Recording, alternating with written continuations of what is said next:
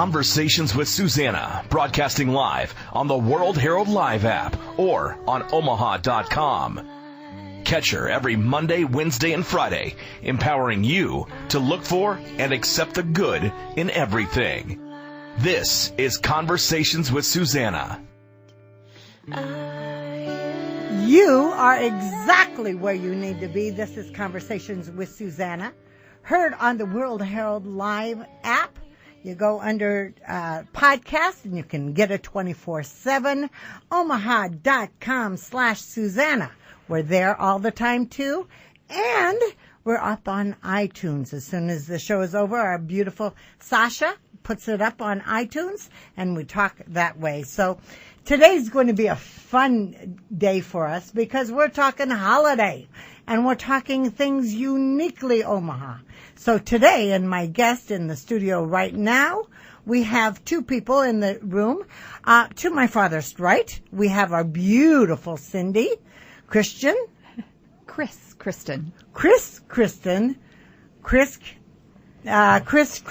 and right here we have Dwayne Ibsen. Now you're probably thinking, what are we going to do with these beautiful people and why do they have them in our studio? And I'm going to tell you exactly. There's a fun little party that is happening this week, and this fun little party is at the Omaha Marriott Hotel, and this fun party is about Christmas. It's the Madrigal Christmasse Feaste. It is phenomenal. I went to it last night. I so enjoyed it. It is incredible. It really puts you in the spirit of holiday, the holiday spirit. But let's talk at the beginning. First of all, who are you, Chris? Hi. I am the magazine editor for the Omaha World-Herald, and a few times a year I moonlight in community theater. And this week I happen to be moonlighting as part of the ensemble of the Madrigal Christmasse Feaste, which Dwayne Ibsen has created, actually, 25 years ago, and it's still going strong. And how long have you been with the Madrigal? This is my 12th season with the group. 12th season. Yes, and I must say that it is, in my estimation, a very elite group of singers, and I was so thrilled when Dwayne asked me to join the ensemble 12 years ago. Because it's a cappella. It is a cappella, yes. Which means no music, nothing. Nope, we start off with a pitch pipe. A pitch pipe. This is exciting. I mean, I went there last night to see it, so I could really know, and it was magical. The harmonies are very crystal clear when you don't have musical accompaniment, when the voice is just the accompaniment. Oh, when the voice does it. I just love that. The costumes are part of that wonderful feast. I love feast for the your eyes costume. As well if as you the saw ears. me on Facebook or Twitter, you saw the costume. And so now we're going to go to what is your name, young man? Dwayne Ibsen. Okay. And where are you from, Dwayne Ibsen? I'm from Omaha. You were born and raised here? I was not born and raised here. I moved here in the 60s to teach school. And what did you teach in school? And I taught theater, arts, dramatics. For what school? At North High School. So we can do rah-rah, North High School? Yeah, right. Which colors are? Blue and gold. Blue and gold. I love blue and gold. So you started, how long did you teach theater? I taught 18 years there. And was that what you wanted to do? Did you want Yes. to teach theater? Yes, that's what I really wanted to do. And so it lasted 18 years. And then, sometimes you burn out of things, and it was time to come up with something else. And so you went to the costume. So I went into the costume business, yes. All right. Well, let's go back to the beginning. Did you always want to teach? When did you get the teaching bug? I want to hear how Dwayne got to North High. Well, my family is made up of teachers. And my mother taught, my aunts were teachers, and so it was a natural thing for me to go into. And I also had a big interest in the theater, so I majored in theater and art. And then I got a job in Omaha. So I came to Omaha, and I was there for 18 years. And when you came to Omaha and started your job, what did you started at North High? Yes. So at so you started at North High, went to North High, and you felt you wanted to move in. You know, we changed careers 3 or 4 times in our life. That's right. But I fell into this. This wasn't a planned thing. How did you fall into costumes? That's a sight job anyway. I know that. Because when I did plays at the school, there was not a budget for costuming. And so I would buy yardages of fabric at the fabric store, and I would do drawings of the characters that the kids were playing, and I would send each kid home with a pile of fabric and the drawing, and then their mothers would make the costume, and then they would bring it back and perform in it. Now you couldn't do that today because nobody sews anymore. I was thinking, don't even try it with me, but how exciting. Yeah, well, they weren't all successful, but they pretty much were great. And so I collected all of these costumes, and after 18 years, there's a lot of them, and they were under the bed and in the closet and stored everywhere.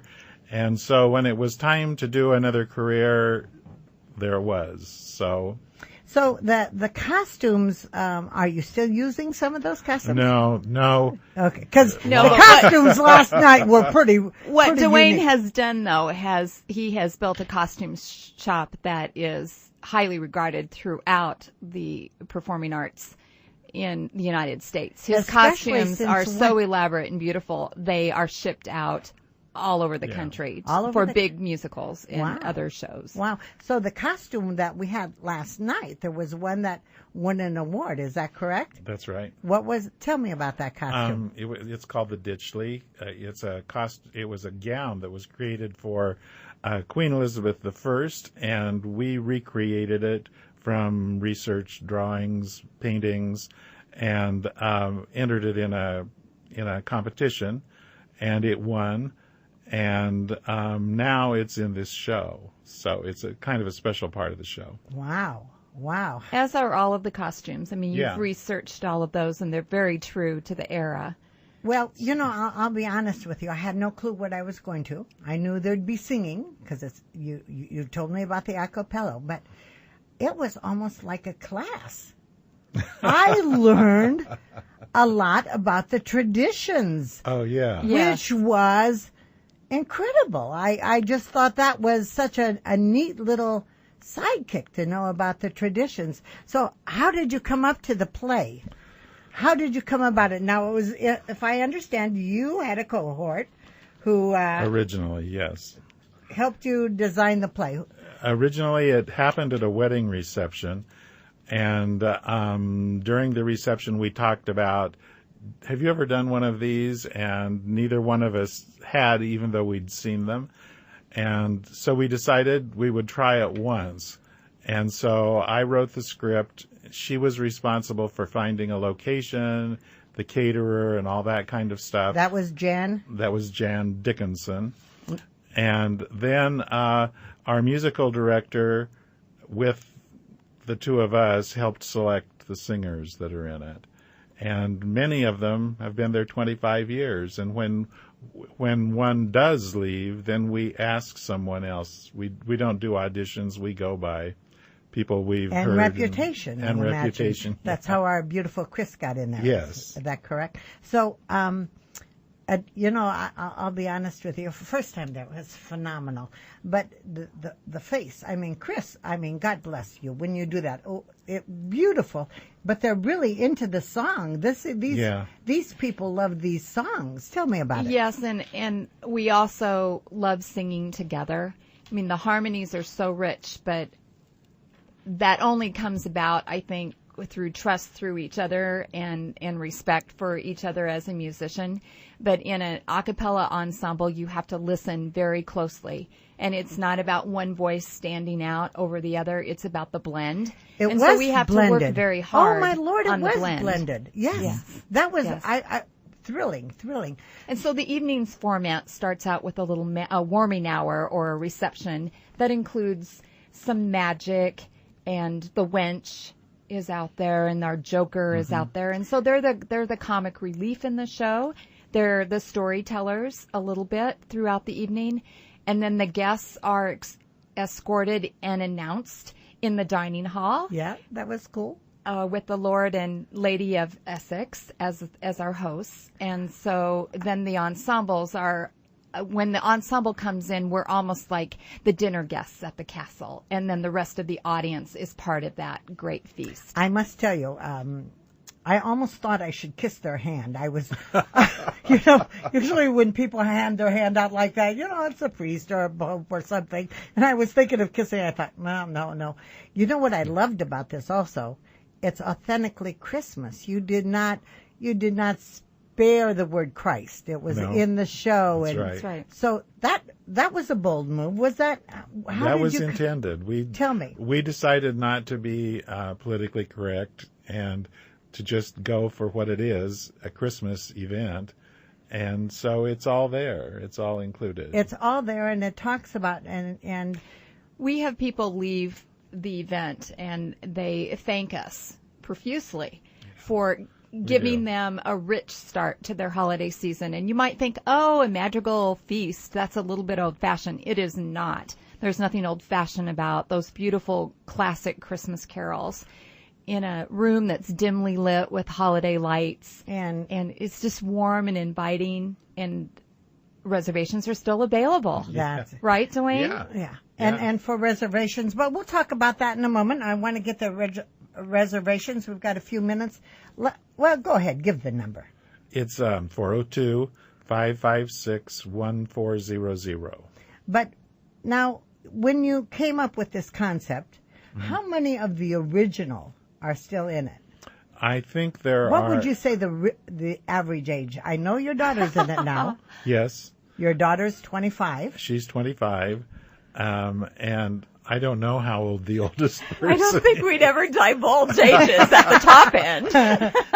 It's just a range of ages. But you all look so alive. I mean, nobody's there. Well, we joke that we might have to put in a ramp and roll, take our walkers up the ramp. Well, 25 years. I would say probably 25 to early 60s, maybe. Yeah. I don't know. But you did not get age. I mean, doesn't matter. You got joy. It's the voice. You just got got joy. And as I understand it, according to Mike Kelly, our author today, he's coming in, and he told me someone came this time with a walker as a joke, because they have joked for years that we'll keep doing this show until everybody's has a walker. And so he came to a rehearsal with a walker and said that he had had a hip transplant and surprised all of us. I bet that was hilarious. That was hilarious. For those of us who've been doing the show, well, I'm one of the newbies really at 12 years. At 12 years, yeah. But it is a reunion week for us too, because several of us maybe do community theater with each other during the year, but this is the one time when it's family coming together again. How much of a practice do you do? One rehearsal. No! Yes. Yeah. Yeah. We have this down to a science. Oh, my Lord. You were all together with one rehearsal? But that comes with the continuity with the cast also. Yeah. Wow. We know the music, and it doesn't change from year to year. Maybe solo lines change a little bit, but generally we all know the drill, and we're beyond cheat sheets now because we know the order of the music. Wonderful, wonderful. We're going to take a little break. Is it break time, my young lady? No, it's not break time. Okay, I'm trying to behave myself. All right, so now the Madrigal, it's held at the Marriott, and the food. Shall we talk about the food? Because I'll be honest with you, we were sitting at a table, and people come from all around the country, don't they? Yeah, they do. You had a bus load from Minnesota. Yeah, and we have a bus load from Fargo tonight, and there's like maybe 6 more bus loads coming this week. Oh, my heavens. So, yeah. They plan this event. Now, the girl that I was sitting with, who worked for the city, said she's been there a couple times, this is a repeater because you missed so much the first time, but it's beautiful. But the food was fun. However, there was a little issue. I should tell you the issue now. She couldn't find one of the wines you had. on the table? What was the wine? Because you send out the menu. Do you have it with you by any chance? Because I could look it up when we take a break. But the menu, the wine that was on the table, what was the wine? Do you know? I don't know. Really? No, I don't know.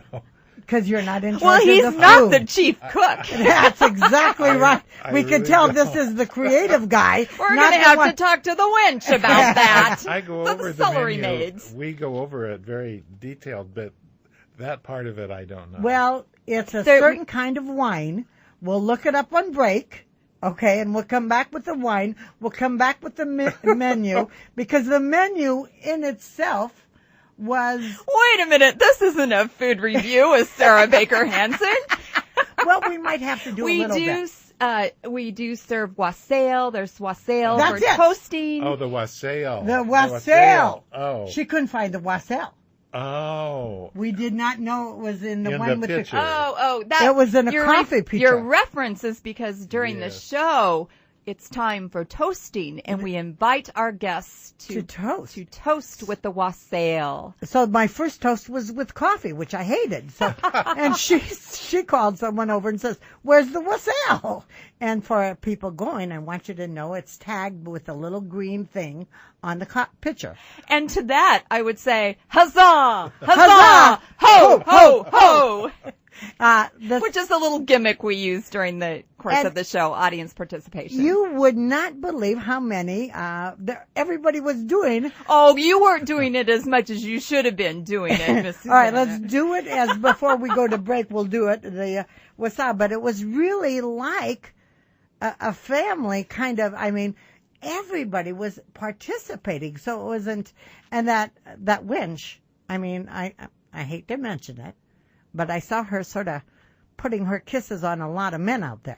Yes, You know, she did. she was really getting around. If And you know her what apologies for all the men she's missed. That's exactly right. So this is written deal, but part of the thing about the food is that when you had the roast beef, we have apparently Omaha steaks, our Omaha beef. Because the girl, the city worker, retired manager, said, "Well, you have that." Oh, we have to look up what the food is. The breaded thing and the Breaded pudding. No, before that. The Yorkshire pudding. The Yorkshire, they used to serve Yorkshire in the old days because the meat was so bad.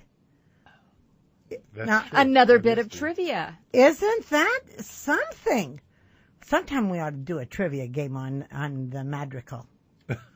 Because that was just, I mean, I knew why we have cranberries now. It was just, I mean, it really grew. It was a fun time. And we all, I'm looking for her. 3 minutes. Okay. All right. Dwayne, why don't you tell us how to get tickets again? Well, I think not, we still have Dwayne, can they come to the door? No, we have to have a count, usually by noon every day. Noon every day. So they could call for today. Yes, they could. right now. Call right now, and the number is Yeah. It's 402-556-1400. Tell me that's not your cell number. No, it's not Okay. my cell number. Because if it was, I'd have to worry about your your deal.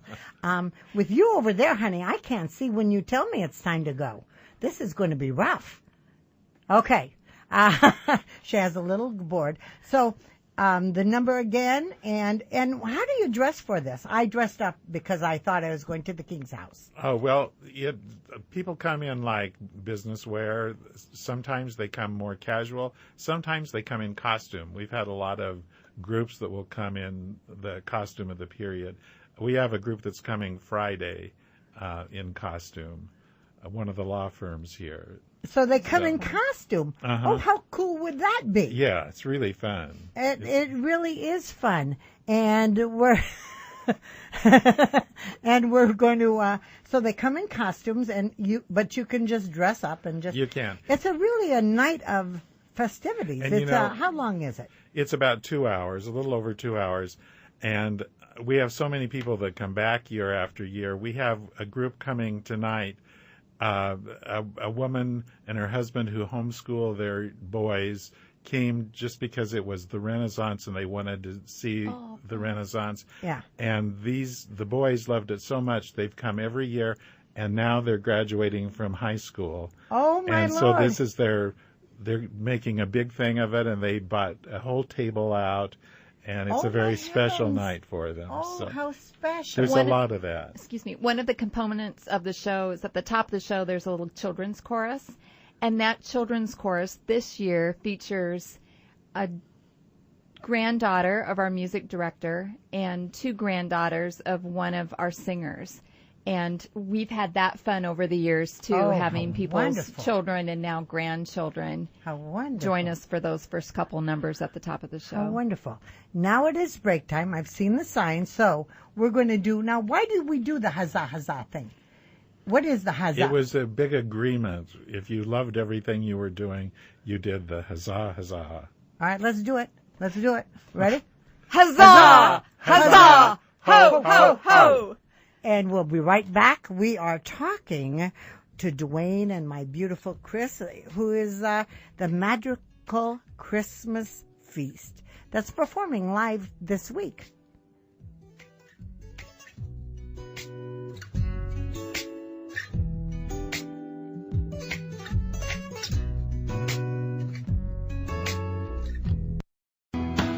Suzanna, heard on the World-Herald Live app. We are also on YouTube, iTunes. We're also at omaha.com/Suzanna. If you look up things, and by the way, you can look it up time and time again. If you look at it and want to start your plans for next year's activities, we have someone in the room that shows us how to really get in the Christmas spirit. And I want you to know that George and I went last night, and we went to start a Christmas holiday. We thought, let's do it with a bang. Let's start at the magical. It was magical to me. I know magical's not in the name, but maybe we should put it there. The Madrigal Christmasse Feaste.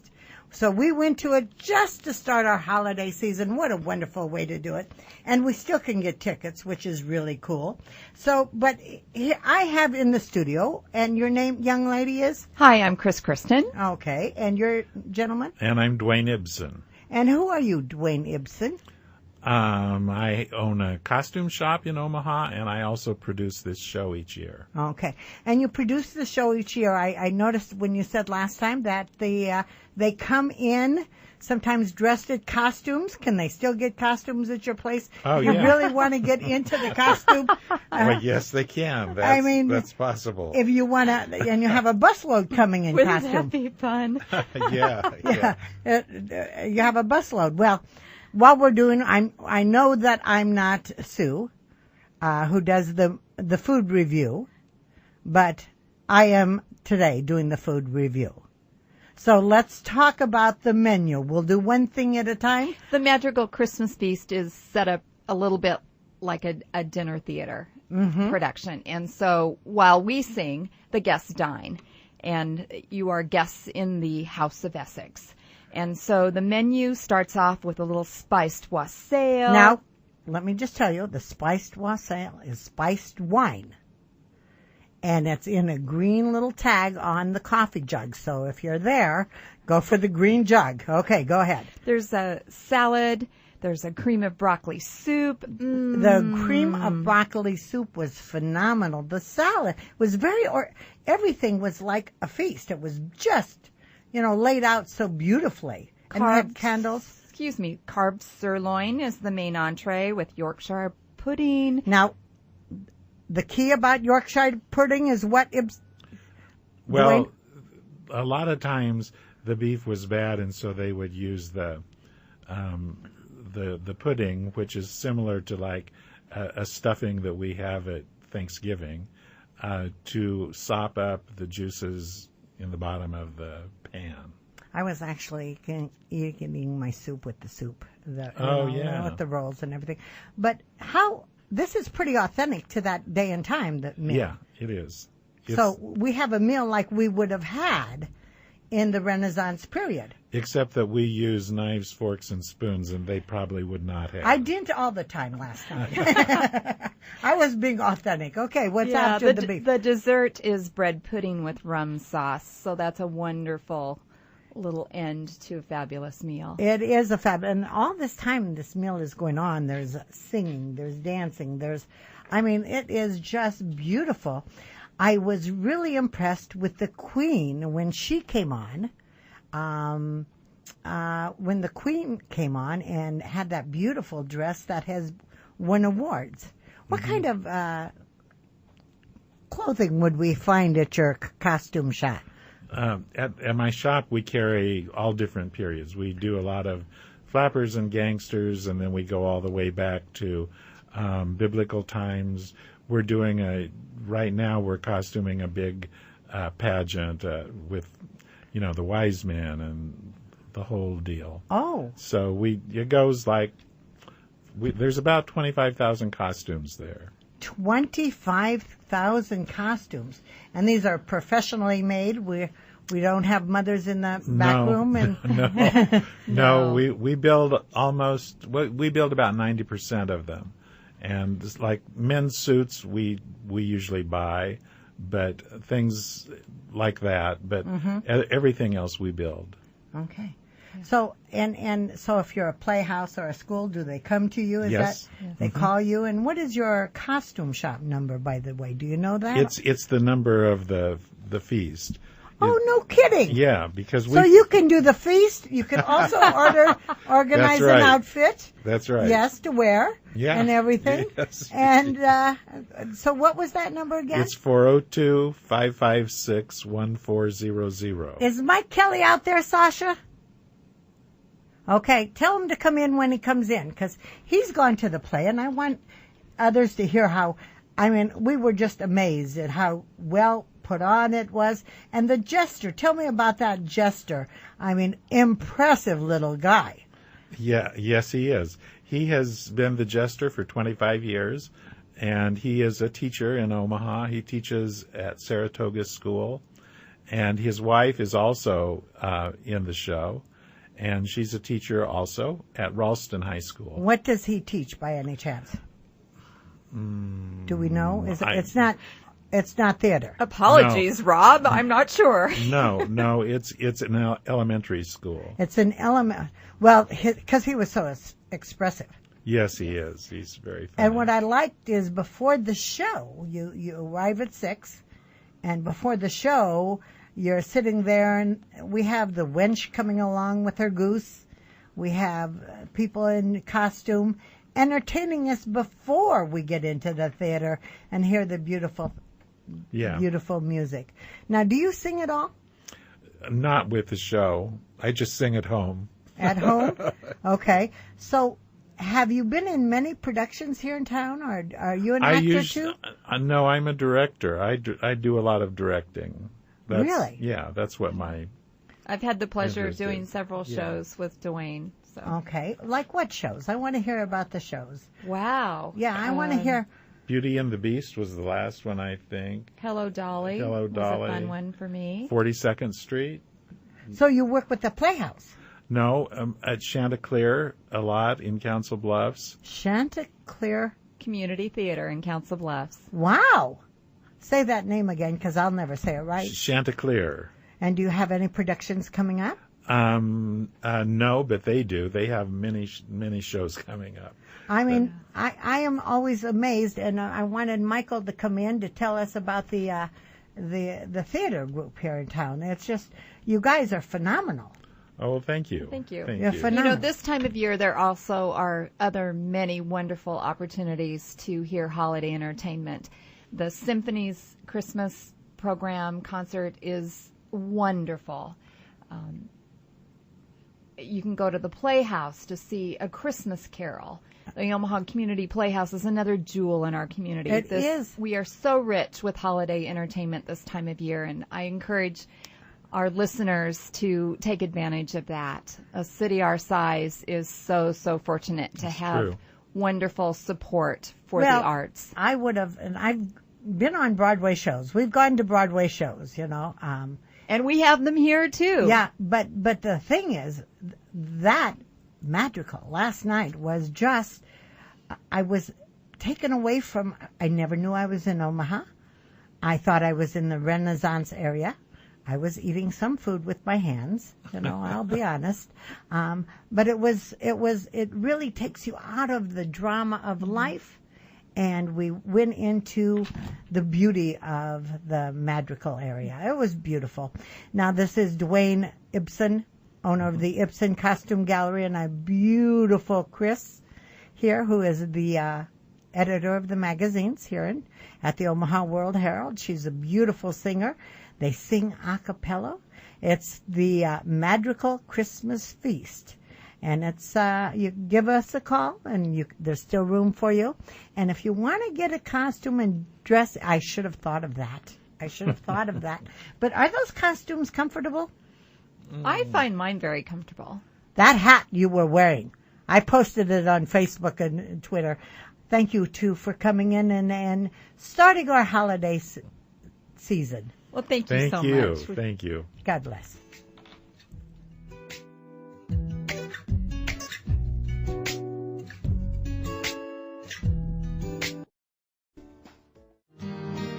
You are exactly where you need to be. This is Conversations with Suzanna, heard on the World-Herald Live app. We're here every Wednesday. We're the show that's going to empower you with knowledge to take you into your tomorrows a little bit smarter, a little bit fuller, and with ideas that you did not have before.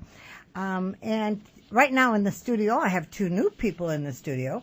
We're talking to Michael Kelly. Welcome to the show, Michael. Hi, Susanna. Thanks for having me. And then my sponsor, which is Teresa. She's over there behaving herself. You just look beautiful. You'll be the decoration in the studio.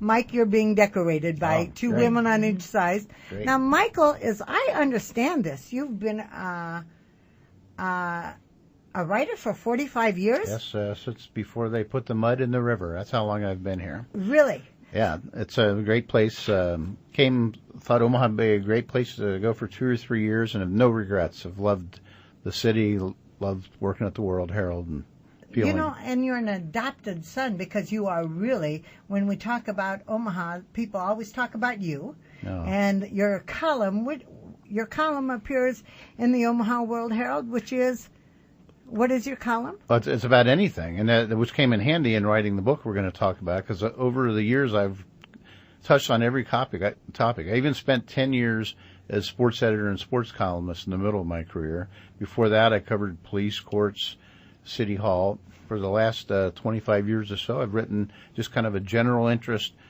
column on whatever topic I think and hope readers will be interested in. Well, what's interesting, though, is that, did you always want to be a writer? I think so. My dad had a weekly paper when he was a young man in during Cincinnati. the Depression, right? But then he ended up working for the IRS, actually, for a long career. So I'm the only one of his 8 kids that went into what was, his love, being a writer. So I think I must have got that from him. But my mom was a good writer too. So you were born in Cincinnati, right? But I came here when I was 21. So Omaha is really my home. So you were born in Cincinnati. You brought that, and tell me about your impression of Omaha when you first got the job offer. I came here before I got the job offer. Freshman year in college, I took my spring break in Omaha, which is probably not the place where most people take their spring break. But I had met. What were you thinking? Well, because I had a friend out here, and I was invited out and came out with a buddy. And actually, it was March and was beautiful all week. I really had a very, I would say, good first impression of Omaha. I wasn't thinking I'd end up spending my whole adult life here.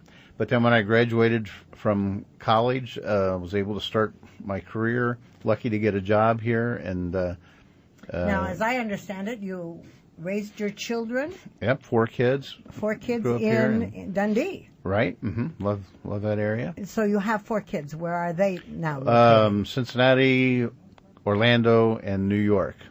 We have New York. 9 grandchildren. Yeah. 9 grandchildren. And now in Cincinnati, your wife lives there. Is that correct? We do 2 cities. Yeah. She comes here in this. Right. And then I go there.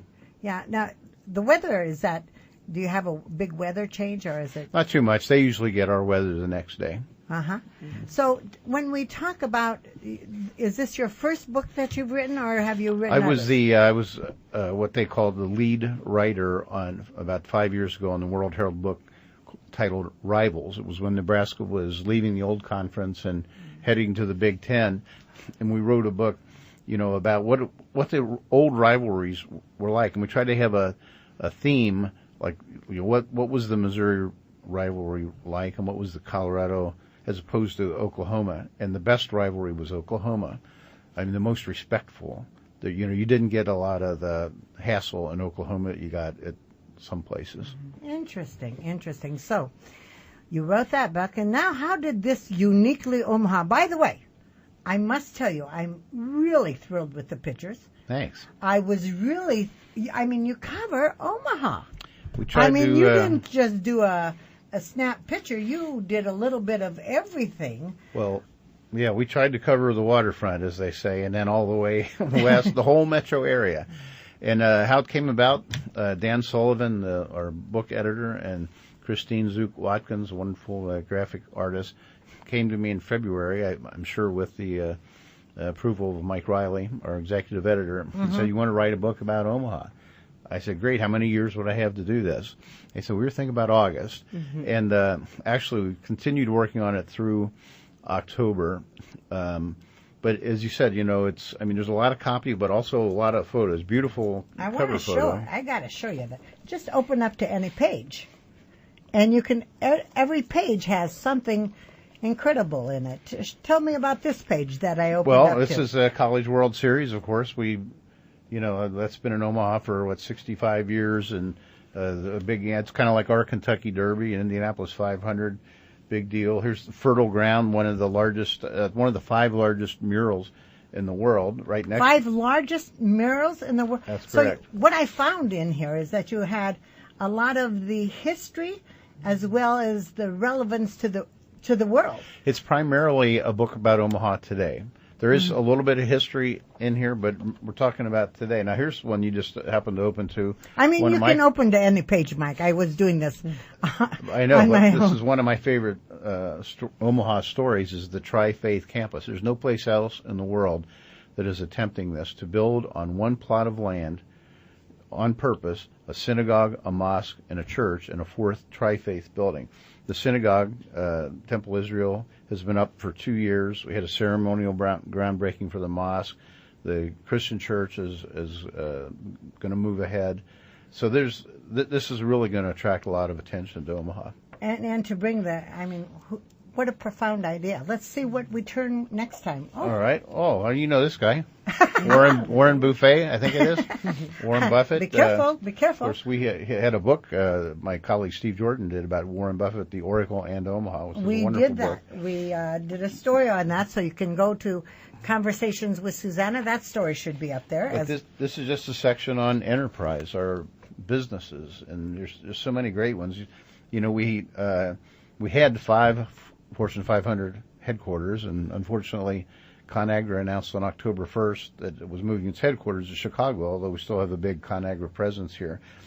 Kind of fortunate for us, just in the sense that the announcement was October 1st, not November 1st, because then we could update it and say we've got 4 Fortune 500s, and redid the ConAgra section a little bit. What I thought, and I'll be honest with you with this book, what I thought was really tremendous was the pictures, but my favorite. Well, no, the writing too. Okay, I've got the writer in the group, but what I like is the how you went into the stories and how you really helped.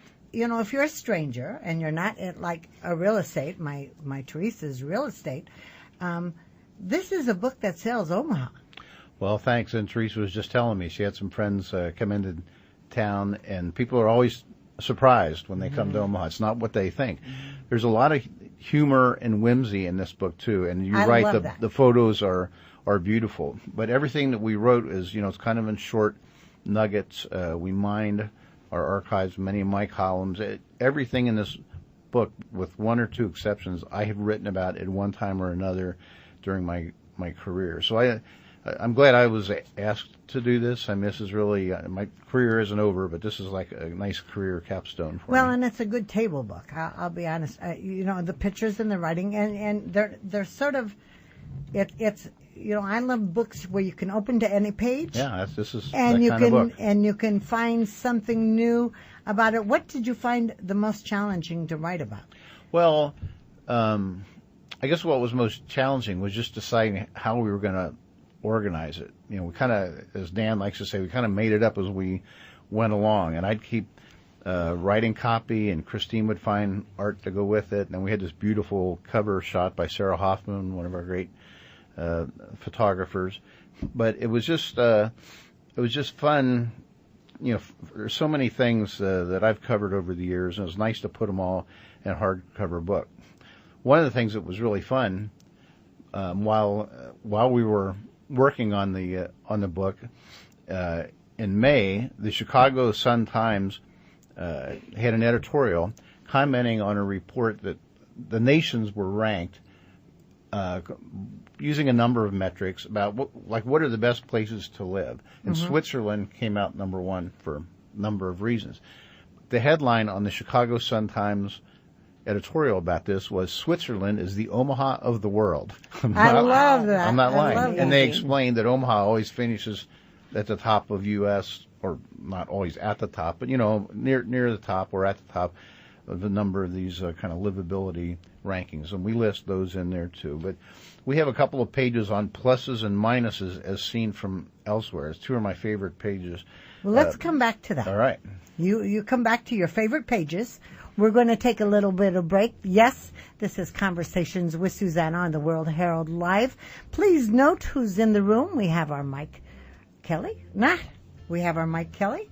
And then we also have our beautiful Teresa, who is the sponsor of the show. We'll be right back.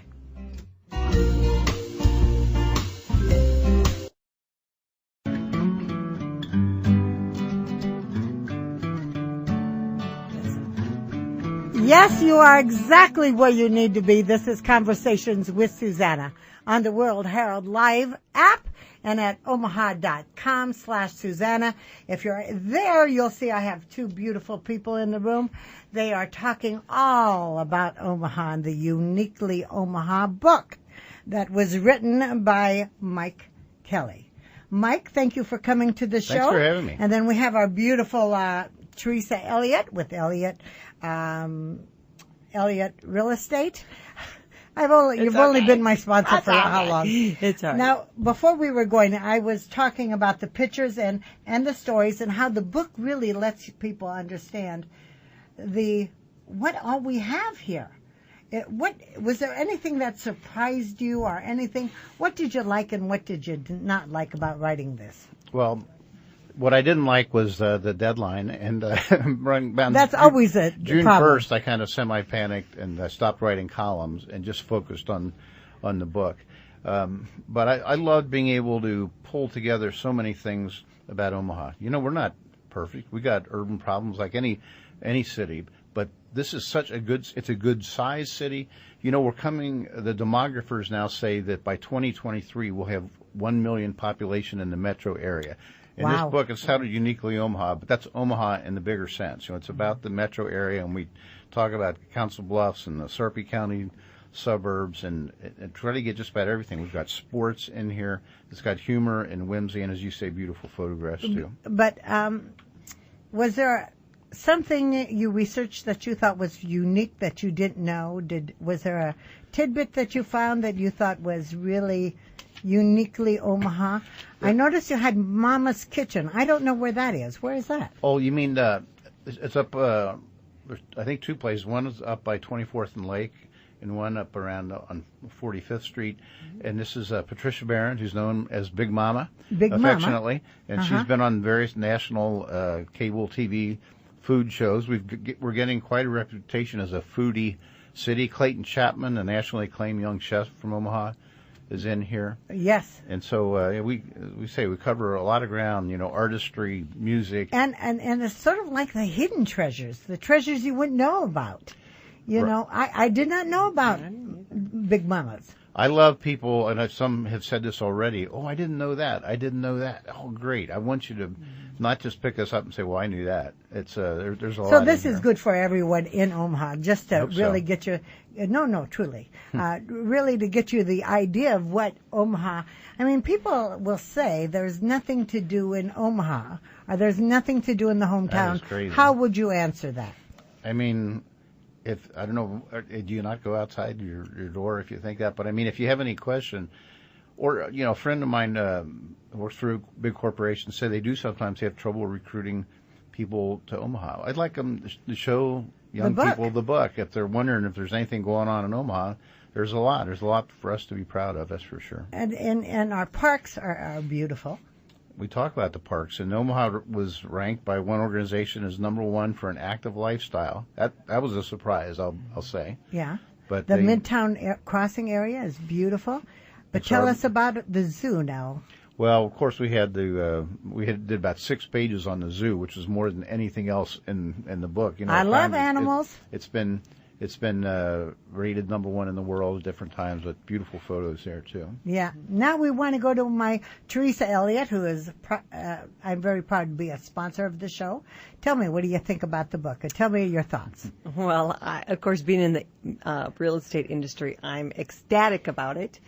And, this is the season we focus on giving. I think we should focus on giving all the time and all year round.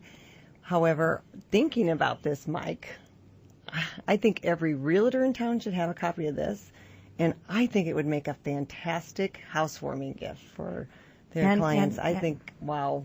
Congratulations. Thanks so much. They're excited about it. You've written a quality. I love your articles too, because you did an article on the Christmas Madrigal, which yes, I like how you called it the magical Madrigal. I think you should adopt that. I did think it was magical. You went to it too. Yeah, that's great. Yeah, it's just a wonderful way to, life is about living in the moment, living where you are, finding the jewel that we are, and with this book, Uniquely Omaha, you find the jewel that it is to be in Omaha, to be anywhere. This is Conversations with Suzanna. We're heard worldwide on the World-Herald Live app and at omaha.com/Suzanna and on iTunes. They can order this book across the world and find out what the middle of America has. It's wonderful. Thanks very much, Suzanna. You're welcome. Teresa. Okay.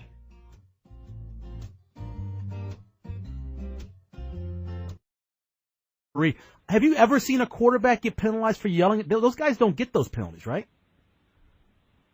Well, no, but coaches have before. Sure. I think it takes something pretty serious.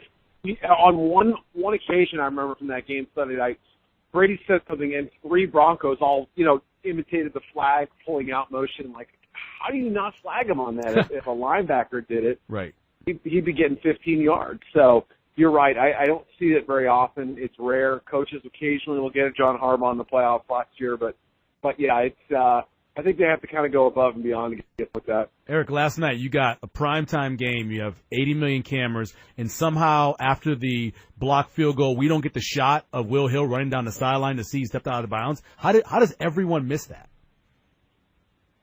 Yeah, it's strange, right? I know the NFL came out today and said that he didn't step out of bounds and that the guy wasn't offside, but right. There was enough sort of compelling evidence. You'd think you would have gotten some sort of tangible evidence on that. But yeah, what a finish! What a crazy game! Ended up being a lot better than I thought with 2 backup quarterbacks and 2 bad teams. But that kind of adds to the intrigue of the whole thing. But the NFL said it was within the rules, so we have to go with what they said on that. Last time we talked about how the Kansas City Chiefs had kind of a soft schedule coming. You said, well, maybe I missed on that pick. What do you feel about that now with the way they reeled off 5 in a row?